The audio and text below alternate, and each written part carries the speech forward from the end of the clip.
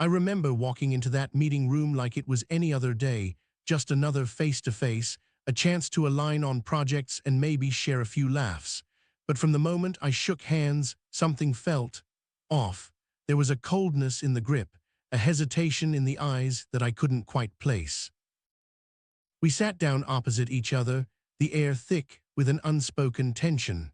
I tried to start with the usual small talk, but my words seemed to fall flat, swallowed by the heavy silence that settled between us. The clock ticked louder than usual, every second stretching longer than it should. I glanced at the papers on the table, noticing how they were arranged almost too neatly, like someone had prepared for a confrontation rather than a collaboration. My heart started to race. Was I just imagining things, or was something definitely wrong here? The other person's eyes darted away when I tried to make eye contact, and there was a subtle smirk that didn't quite reach their eyes. My gut twisted. I wondered if this was about the project, or if there was something deeper under the surface, something personal that I hadn't been told. I decided to ask directly, trying to keep my voice steady. "Is there something you want to tell me?" Their response was vague, almost dismissive, but the way their fingers tapped nervously on the table betrayed their words. Suddenly, the conversation took a sharp turn. Accusations, carefully veiled but unmistakably pointed, began to flow. I felt like I was under a microscope, every move scrutinized, every word weighed for hidden meaning. I tried to defend myself, but it felt like shouting into a void. The trust I thought we had was cracking, splintering with every exchanged glance. How had it gotten so bad so fast? I kept replaying past interactions, searching for signs I might have missed. As the minutes dragged on, I realized this meeting wasn't about resolving issues, it was about control. The other person wanted to steer the narrative, to paint me in a corner where I couldn't fight back without looking guilty. My throat tightened. I wanted to walk out, to escape this suffocating atmosphere, but something kept me anchored to the chair. Maybe it was the need for answers, or the stubborn hope that we could still fix this mess. Then came the moment that sealed everything, a revelation dropped casually, but with a weight that crushed me. It wasn't just mistrust, it was betrayal, something I never expected from someone I'd considered an ally. My mind reeled. How long had this been going on? How many times had I been misled while I thought we were on the same side? The betrayal cut deep, sharper than any harsh word or angry glance. I tried to mask my shock, to keep the conversation moving, but inside I was unraveling. The foundation of everything I believed in had cracked, and I was left questioning the very people I'd trusted the most. The meeting ended abruptly, neither of us willing to bridge the widening gap. I stood up, heart pounding, and left the room with a heaviness that settled deep in my chest. Outside, the world looked colder, less familiar. Walking back through the hallways, I replayed every word, every gesture, every glance. The doubt gnawed at me, twisting my thoughts into knots. How do you rebuild trust once it's shattered like this? That day marked a turning point, not just in a project, but in how I viewed relationships and loyalty.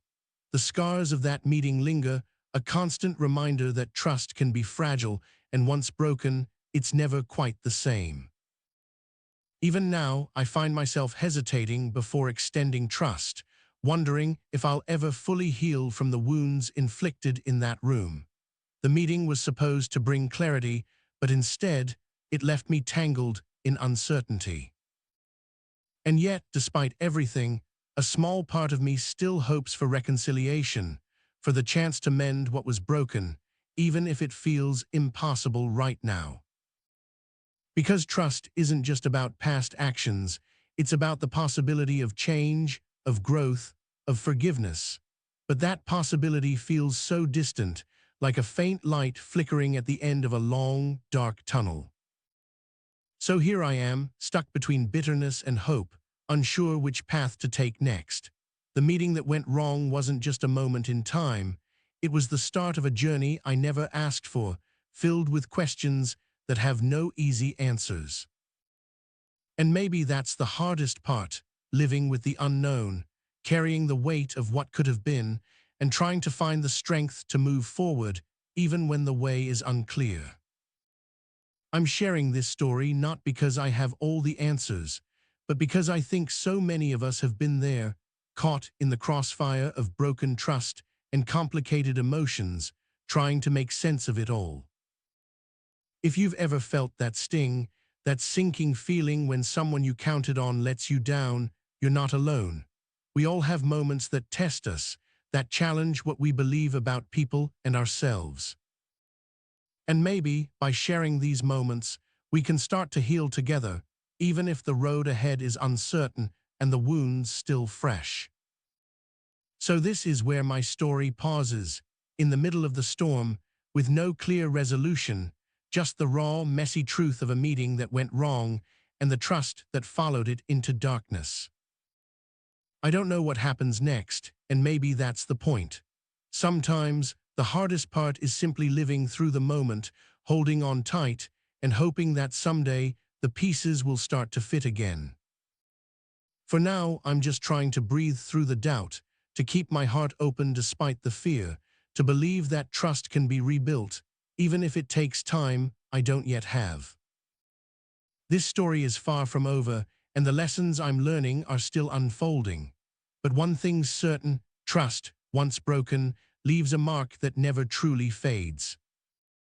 And sometimes, that mark is what shapes us into who we're meant to become, cautious, yes, but also wiser, stronger, and maybe even a little more compassionate. Because in the end, trust is a risk, a leap of faith we take, knowing it might hurt, but choosing to believe in connection anyway.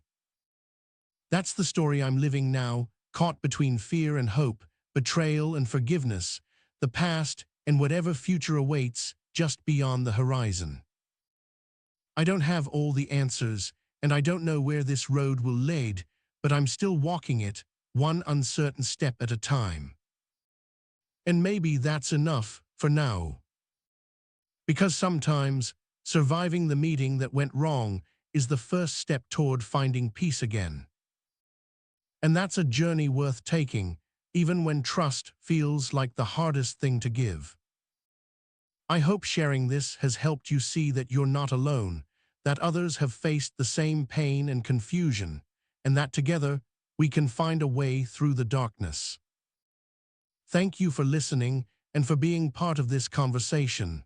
The story continues, and I'm here to share it, one chapter at a time. If you've had a similar experience, I'd love to hear from you. How did you cope? How did you rebuild? Or did you choose to walk away? Your stories matter just as much as mine. Because trust is complicated, it's messy, it's painful, but it's also essential, the foundation of every meaningful relationship we have. So here's to the hard conversations, the broken moments, and the hope that we can find our way back to each other somehow. That meeting that went wrong changed everything for me. It shattered my illusions and forced me to confront uncomfortable truths. But it also opened a door to a new understanding, one I'm still learning to navigate. I'm not the same person who walked into that room. I'm more guarded, yes, but also more aware. I've learned to listen to my instincts, to read between the lines, and to protect my heart without closing it off completely. It's a delicate balance, one that feels precarious at times, but necessary if I want to move forward without carrying the weight of past betrayals forever. Sometimes I wonder if the other person feels the same, if they regret what happened, or if they even remember the meeting with the same intensity that I do. But those questions don't have answers yet, and maybe they never will. For now, I have to focus on what I can control, my own healing, and the choices I make going forward. I'm learning that trust isn't given lightly, and that's okay.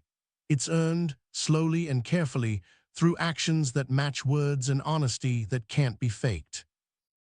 So while that meeting broke something important, it also taught me a crucial lesson about boundaries, respect, and self-worth. And maybe, just maybe, that's the silver lining amid the fallout, a chance to grow stronger and wiser, to build trust with those who truly deserve it. Until then, I'll keep sharing my story, hoping it resonates with others who have faced similar struggles. Because sometimes the best way to heal is to know you're not alone. And though the meeting went wrong, the journey is far from over. Thanks for reading and for being part of this ongoing conversation about trust, betrayal, and the messy, beautiful complexity of human connection. If you've made it this far, I appreciate you. Let's keep talking, keep listening, and keep finding ways to rebuild what's been broken together. Because trust is fragile, but it's also powerful, and even in the darkest moments, it can light the way forward. So here's to trust, the hardest, most precious gift we can give, and the greatest challenge we can face. And here's to all of us, navigating that challenge one step at a time. Thanks for being part of my story. It means more than words can say. And as this chapter closes, I'm reminded that the real story is just beginning. With every new day comes a chance to rebuild, to forgive, to trust again. And sometimes that's all we can do, take the next step, even when the path isn't clear. So here I am, still walking forward, still hoping, still searching for that fragile thing called trust. And maybe someday I'll find it again. Until then, the story continues. And I'm ready to face whatever comes next. Because if there's one thing I've learned, it's that trust is worth fighting for, even when it feels impossible. So here's to the journey ahead, and to all of us trying to find our way through the messiness of life and relationships. Thanks for listening. And thanks for believing in the power of trust. Even when it's hard. Especially when it's hard. Because that's when trust matters the most. And that's what keeps me moving forward, one step, one breath, one moment at a time. Here's to the future, uncertain and unwritten. And here's to trust, fragile, beautiful, and worth everything.